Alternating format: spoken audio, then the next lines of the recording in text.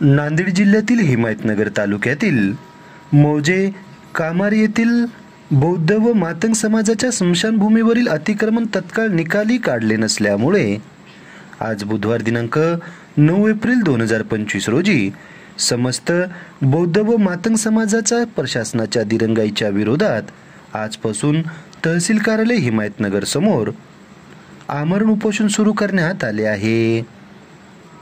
उपोषणस्थळी तहसील प्रशासनाकडून कुठलीच लाईटची व्यवस्था नसल्याने आणि अंधारात साप विंचू चावण्याची शक्यता वर्तवत रस्त्यावरच उपोषण सुरू असल्यामुळे आणि उपोषणामध्ये असंख्य महिला सहभागी असताना देखील कुठलेच ठोस निर्णय सायंकाळपर्यंत न घेतल्यामुळे अंधारामध्ये उपोषणकर्त्यांनी तहसील प्रशासनाविरुद्ध आज बुधवारी सायंकाळी 7:30 वाजताच्या दरम्यान आपला रोष व्यक्त केला आहे।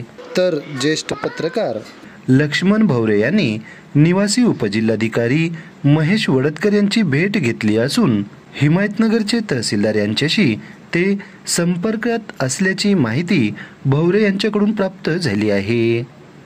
तर हदगाव हिमायतनगर विधानसभा मतदारसंघाचे आमदार बाबूराव कदम कोहळीकर यांची तहसीलदार व उपोषणकर्ते यांच्याशी चर्चा सुरू असल्याची माहिती आज रात्री 8 वाजताच्या दरम्यान प्राप्त झाली आहे। आम्ही आमरण उपोषणला बसलो, याचं प्रशासनानं काही लाईटाची सोय करून दिली नाही, काही नाही, काही दशा आमची आमच्यावर अशी काय येळ आणून दिली या प्रशासनानं।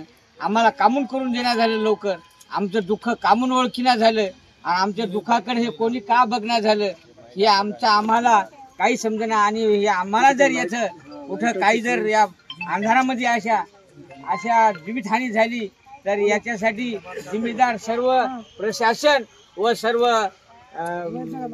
तहसील राहील। नाही तर आम्हाला इथं लाईट दिली नाही, काही नाही, आमची काही सोय केली नाही। अशी इथं सर्प येतात, विंचू येतात, चौकून रस्ता आहे, पूर्ण महिला हाता आणि या पूर्ण महिला सर्व लहान आणि सगळे म्हातारे तरुण सगळेजण येथे आम्ही उपोषणाला बसलो, तर एवढी गैरसोय अशी आमची या प्रश्नानं लावली। धन्य धन्य तू प्रशासना।